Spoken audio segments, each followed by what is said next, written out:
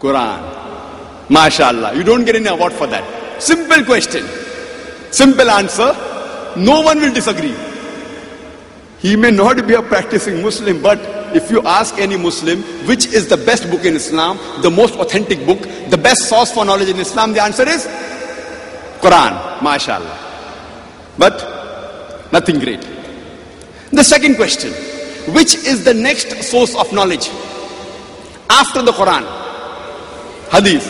MashaAllah. No two difference. Hadith of the Prophet Muhammad Sallallahu Alaihi Wasallam. You may say Sunnah, you may say Hadith. There is no two difference. Everyone agrees. Whichever type of Muslim he may be, he agrees the first main source is Quran, the next is Hadith. Now, most of us are aware that there are different types of Hadith. Some Hadith which are Sahih Hadith, which are strong, authentic. Some Hadith are Zaif Hadith, which are weak Hadith. Some of them are Mawdu, concocted, fabricated Hadith. Which Hadith a Muslim should follow? Sahih Hadith. MashaAllah. 3 questions, the answer remains the same. It will not differ. Any type of Muslim you ask, whichever group he may belong to, whichever sect he may belong to, the answer is the same. Number 1 source is Quran, Allah's Kalam, Allah's word. Number 2 source is the sayings of the Prophet, the Hadith, the narration of the Prophet. Number 3, that in the Hadith, what we have to follow is the Sahih Hadith. No two view at all. Come to common terms as been assigned you. Now based on these 3 answers, we proceed further. But when I ask a Muslim that what is he or what school of thought he belongs to or what is his madhab, most of the Indians, they tell me they are Hanafi. Some may say they are Shafi. If I go outside India and when I ask this question, besides Hanafi and Shafi, I may get the reply, I'm a Hanbali. Or some may say, I'm a Malaki. But in India, majority of the Muslims, they call themselves Hanafi.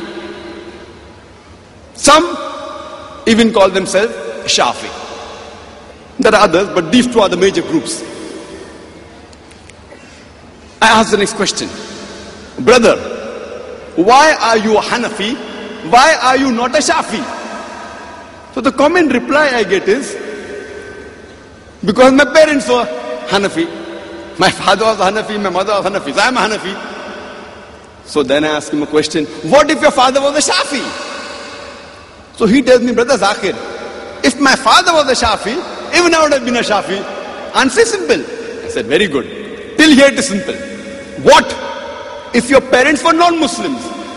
What would you be? Then there is a long pause. See, you told me if your parents, because your parents are Hanafi, you are a Hanafi. If your parents were Shafi, you would have been a Shafi. Very logical. What if your parents were non-Muslims? Then there is a long pause. I said, brother, why didn't you reply? He replied in a very soft tone. Maybe I would have been a non-Muslim. Softly he says, maybe I would have been a non-Muslim. So I said, fine. Now if your age is 30 or 40 years, and now if you give me the reply that you are a non-Muslim, whether a Hindu or a Christian or a Jew or a Jain, you give me the reply, I am a non-Muslim because my father is a non-Muslim or my mother is a non-Muslim, will you be excused? There's a long pause. He doesn't reply. I said, if you say yes, then all the non-Muslims today, even they will be excused. Because most of the parents have been non-Muslims. So there's a long pause. Then he gives me the reply after thinking, if Allah gives me hidayah, I will become a Muslim. I said, fine. If Allah gives you the hidayah, you'll become Muslim. But Allah says in the Quran, in Surah Ankabut, chapter number 29, verse number 69, that if you strive in the way of Allah subhanahu wa ta'ala, do jihad fi sabilillah, Allah subhanahu wa ta'ala will open his pathways for you. The criteria is you should strive. If you strive, Allah will give you hidayah. It's a promise of Allah subhanahu wa ta'ala. If you strive in the way of Allah subhanahu wa ta'ala, Allah will open up his pathways for you.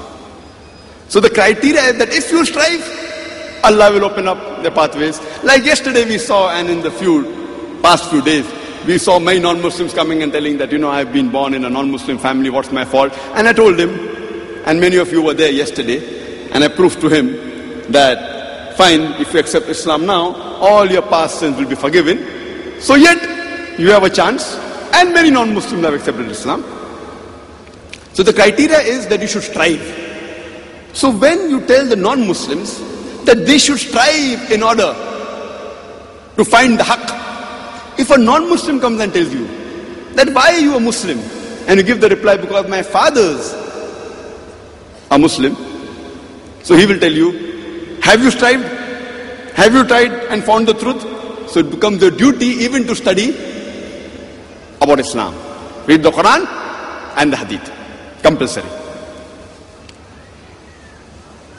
If we tell the non-Muslims, we shouldn't include that to the Muslims, even you should strive for the haqq. Then I say, Alhamdulillah, your parents, mashallah, they were Hanafi, Shafi belonging to Muslims, and my parents are Muslim, Alhamdulillah, therefore we are Muslims. Allah's grace, Alhamdulillah. Then I ask him the next question. That brother, you said you are a Hanafi. Which is better? Hanafi is better or Shafi is better? That's my next question. Which is better, Hanafi or Shafi? Most